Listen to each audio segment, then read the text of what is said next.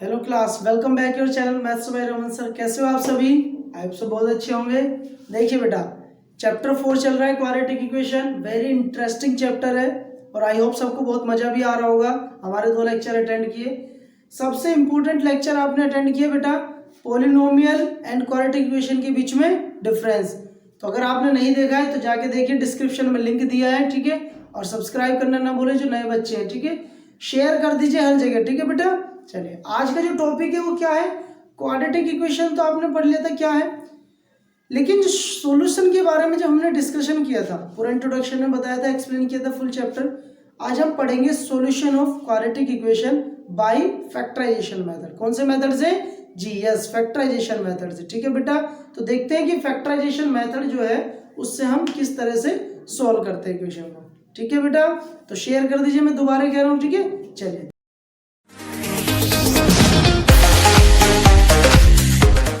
Yes बेटा, देखिए exercise 4.2 भी है ये, और हम क्वाड्रेटिक इक्वेशन को सोल्व कर रहे हैं फैक्टराइजेशन मेथड से। क्वेश्चन की हेल्प से हम आपको सिखाते हैं कि फैक्टराइजेशन मेथड जो है वो किस तरह सोल्व करता है, कैसे रूट निकालता है। देखिए, 2 तरह से वर्डिंग आ सकती है। ये तो लिखा हुआ आएगा कि find the root of the equation, ठीक है, या फिर आएगा find the solution of the quadratic equation. तो आप दोनों वर्ड कहीं भी हो, सॉल्यूशन हो या फिर रूट हो, बात एक ही है, दोनों तरीके सेम ही है, ठीक है। क्वेश्चन की हेल्प से ही हम जो है इसको, एक्सरसाइज में जो क्वेश्चन थे उनकी हेल्प से हम इसको समझेंगे। आपने पहले भी बहुत पढ़ा हो फैक्टराइजेशन मेथड, लेकिन आज जो पढ़ोगे कभी नहीं बोलोगे, ठीक है। तो यस, स्टार्ट करते हैं। देखिए, सबसे पहले क्या करते हैं भाई, जो इसकी रूट्स हैं यहाँ लिखेंगे, solution of quadratic given quadratic equation, given quadratic equation by factorisation method. कौन से मेथड से करोगे? फैक्टराइजेशन मेथड से, ठीक है। सर आप फैक्टराइजेशन लिख रहे हो, और भी मेथड है? हाँ बेटा, अगर आपने ये चीज नहीं पढ़ी है, वीडियो नहीं देखी, मैंने बताया ना इंट्रोडक्शन के लिए एक पर्सनल वीडियो बनाई है, डिस्क्रिप्शन में लिंक है, आप वहां से देख सकते हैं, या प्लेलिस्ट में जाके भी आप चेक कर सकते हैं, पूरा इंट्रोडक्शन है कंप्लीट, ठीक है ना। क्योंकि 3 मेथड होते हैं सोल्व करने के, factorisation, completing the square method, quadratic formula, ठीक है। और एक लास्ट जो है वो सॉल्यूशन नहीं है, वो एक अलग से कि रूट पहचानते कैसे कि रियल है या इमेजिनरी, ठीक है। तो आज हम डिस्कस करने वाले हैं फैक्टराइजेशन मेथड में, मोस्ट इंपोर्टेंट और मोस्ट इजी। तो देखिए बेटा, करते कैसे हैं, ध्यान दीजिएगा। इसको हम ये भी बोलते हैं splitting middle term, splitting middle term. ये भी याद रखना भाई, ये जो वर्ड है ये भी याद रखना, ठीक है। फैक्टराइजेशन मेथड में ही ये होता है स्प्लिटिंग मिडिल टर्म को स्प्लिट करना, ठीक है बेटा। Very good. अब यहां भी लिख सकते हैं स्प्लिटिंग मिडिल टर्म, ठीक है बेटा।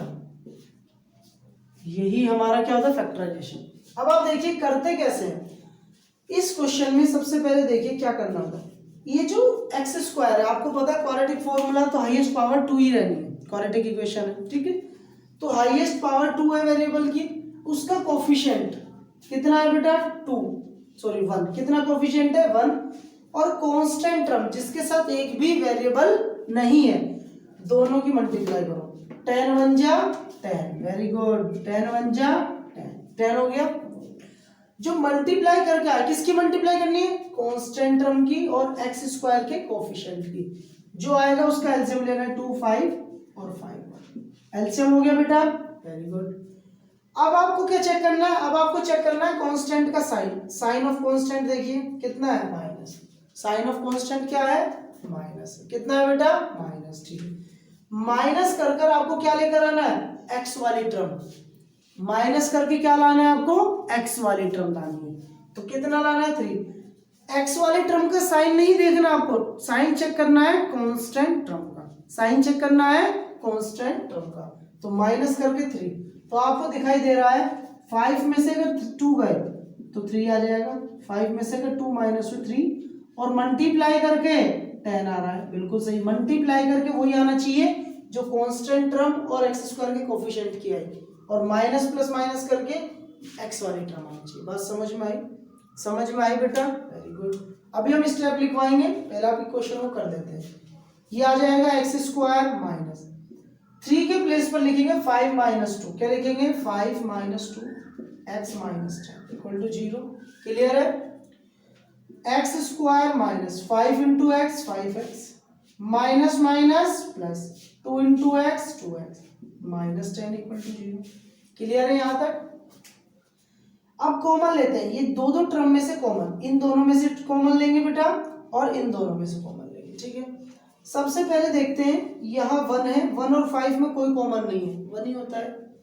x की पावर 1 और x की पावर 2 में क्या कॉमन है, छोटी पावर देखते हैं, क्या छोटा नंबर, 1 छोटा है 2 1 है, तो कॉमन भी क्या आएगा 1 आएगा। वेरी गुड, तो x कॉमन आ गया, कितना बचा, यहाँ एक x बचा, 5x में से x चला गया 5 बचा, प्लस इसमें देखिए 2 और 10 में क्या कॉमन है, 2 कॉमन है, क्योंकि 2 में आता है और 10 के अंदर भी 2 आता है, 2 लिख दिया। यहाँ कितना बचा x कॉमन इसलिए नहीं क्योंकि यहाँ पर x नहीं है बेटा, कॉमन तो 2 में से लिया जाता है ना, सिंगल में से तो कॉमन नहीं होता, तो यहाँ जाएगा x माइनस कितना बचा 5। ये भी याद रखना है, ये दोनों ही फैक्टर सेम होने चाहिए, x माइनस सेम है, इसका मतलब बिल्कुल ठीक है। तो एक हो गया x माइनस 5 और दूसरा हो गया x प्लस 2 इक्वल टू 0 है। ये बात समझ में आई। तो जीरोस कैसे निकलेंगे, मैं इसको रफ करता हूँ। जीरोस निकलेंगे कैसे, देखिए हम इनको 0 के इक्वल रखेंगे, यहाँ पे x माइनस 5 को 0 रखा, x की वैल्यू ये इधर गया प्लस का 5, एक तो ये आ गया, ठीक है। सेकंड x प्लस 2 को 0 रखा, x ये 2 इधर गया तो माइनस 2, ठीक, तो 2 वैल्यू आ गई अपने पास, 2 आ गई। क्लियर है।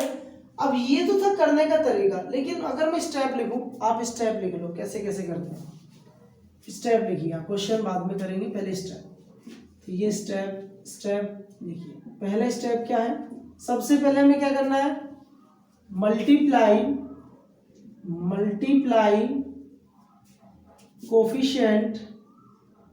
Coefficient of x square and constant term, ठीक है, पहला स्टेप ये। सेकंड यही एंड एलसीएम, चलो यहां लिख देते हैं, taking LCM of step one की एलसीएम ले लेंगे, स्टेप वन का क्या करेंगे, एलसीएम लेंगे, ठीक है। थर्ड स्टेप में क्या करना है, checking the sign of constant term का क्या करना है, साइन चेक करना है, ठीक है। Clear. Fourth, arrange LCM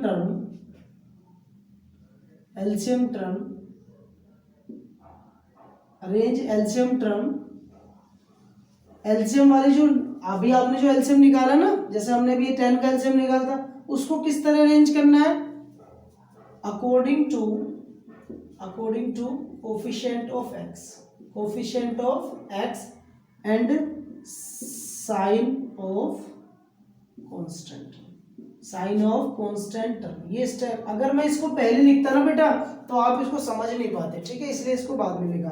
clear है ना बेटा। तो ये 4 स्टेप है, इन स्टेप को फॉलो करेंगे और 4 स्टेप को फॉलो करते ही आपको क्या पता चल जाएगा क्वेश्चन किस तरह हो रहा है, ठीक है। तो स्टेप हमने बाद में क्या लिख लेना, स्टेप्स फैक्टराइजेशन।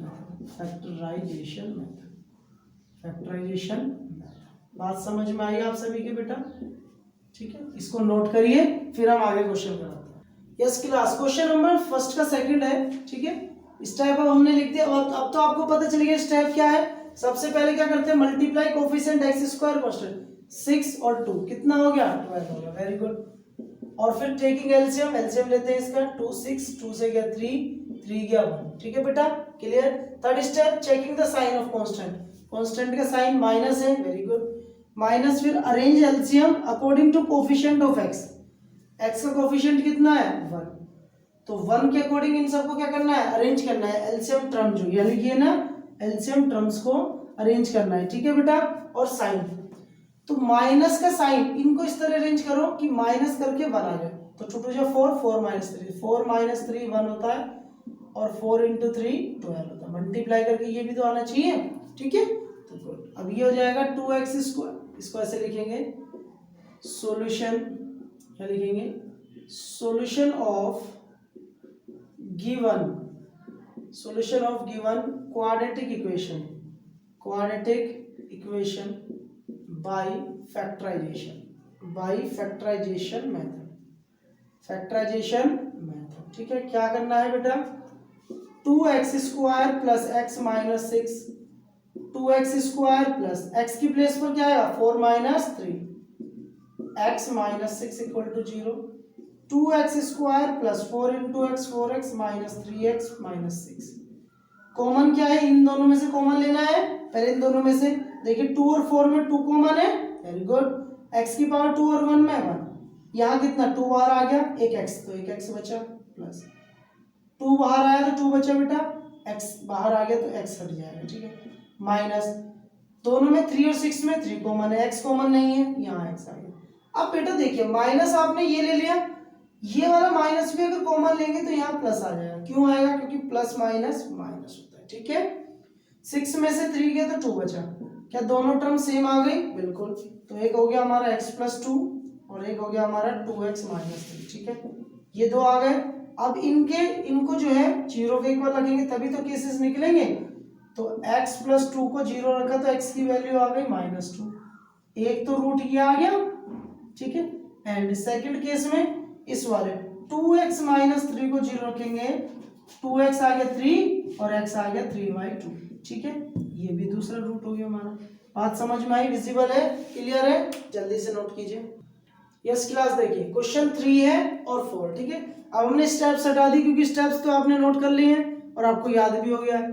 तो देखिए बेटा, अंडर रूट आपका favourite, solving given equation by factorisation method. कौन से मेथड से कर रहे हैं, फैक्टराइजेशन मेथड। आप ये भी लिख सकते हैं कि सॉल्यूशन, ये लिख सकते हैं for finding the root of the given equation, ठीक है, दोनों ही। कैसे करना है बेटा,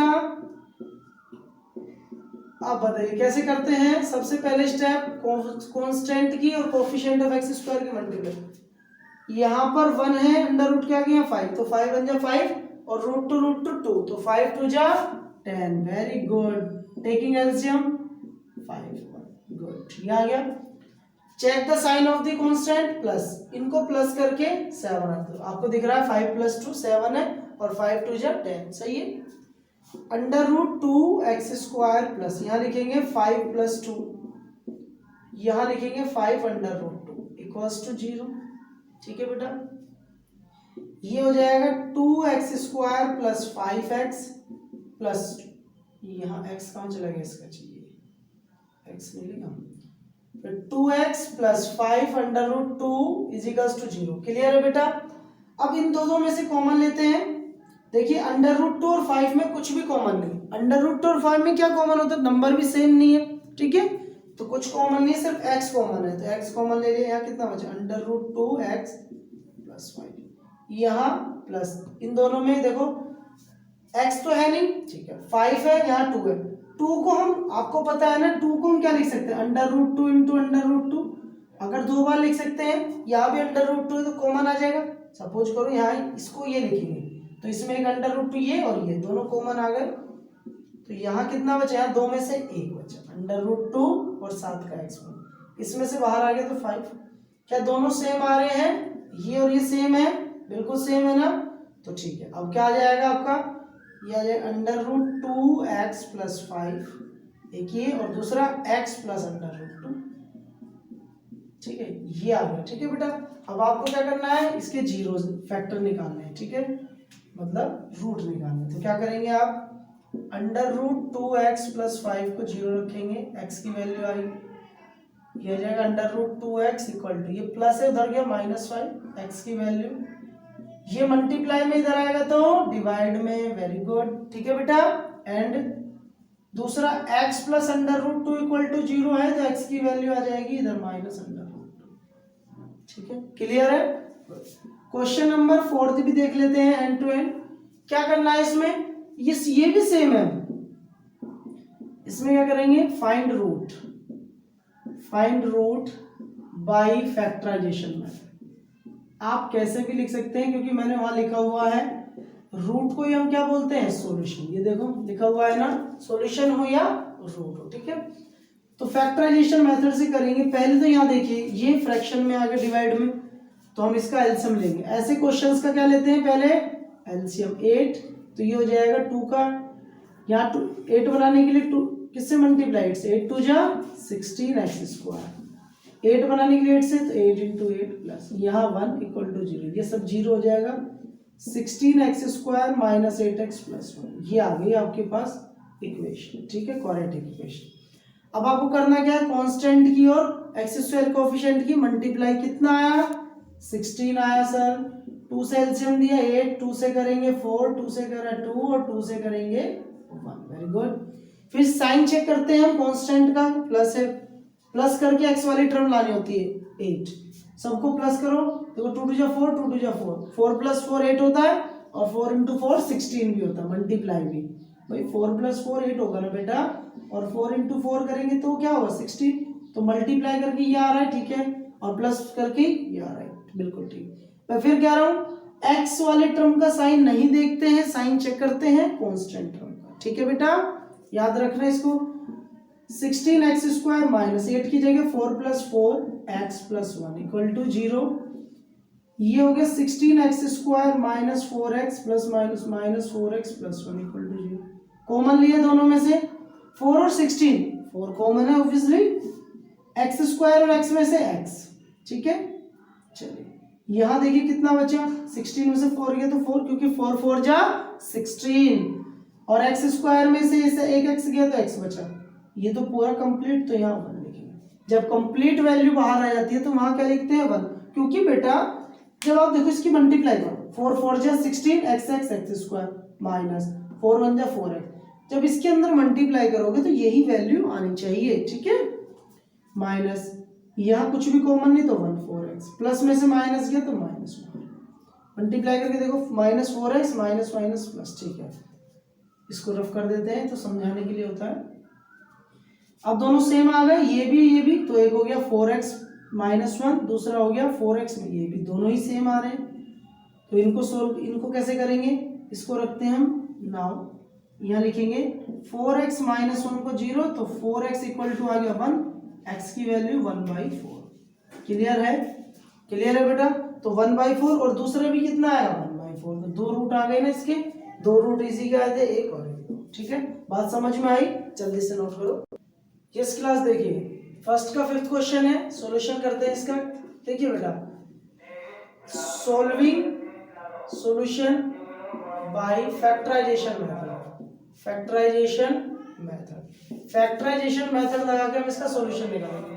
बेटा करना क्या है, एक्स स्क्वायर का कोफिशिएंट और 1 कांस्टेंट मल्टीप्लाई करेंगे, 100 आ गया, 100 का एलसीएम लिया 250, 2 से करा 25, 5 से करा 5, 5 से करा 1, प्लस करके 20 लाना, तो देखिए प्लस करके 20 कैसे आएगा, 5 2 जा 10, 5 2 जा 10, तो 10 प्लस 10 कितना हो गया 20, और 10 इंटू 10 कितना हो गया 100, दोनों कंडीशन सेटिस्फाई, मल्टीप्लाई भी और एडिशन, तो लिखेंगे 100 x square minus 10 plus 10 x plus 1 equal to 0, ये होगा 100 x square minus 10 x plus minus minus 10 x plus 1 equal to 0, ये आ जाएगा बेटा, दोनों में से कॉमन 10, क्योंकि 100 में भी 10 है, x में x, तो ये बचा 10x माइनस 1, कॉमन माइनस, दोनों में कुछ भी कॉमन नहीं, तो 1 आएगा, 10x प्लस में से माइनस है माइनस 1, सेम आ गए, तो ये हो जाएगा 10x माइनस 1, दूसरा हो जाएगा 10x वो भी माइनस 1, सेम है, ठीक है।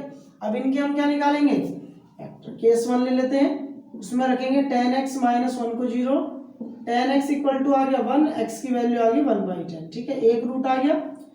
केस सेकंड की अगर बात करें उसमें भी दोनों सेम ही है, तो 10x इक्वल टू 1, x की वैल्यू आ गई 1/10, ठीक है, तो ये भी सेम, ठीक है। आज के सेशन को यही रखते हैं, कैसा लगा आपको फैक्टराइजेशन मेथड बताइएगा जरूर, ठीक है बेटा। तो नेक्स्ट क्लास में मिलेंगे, तब तक के लिए बाय, टेक केयर, और शेयर करना ना भूलें, ठीक है बेटा, बाय बाय।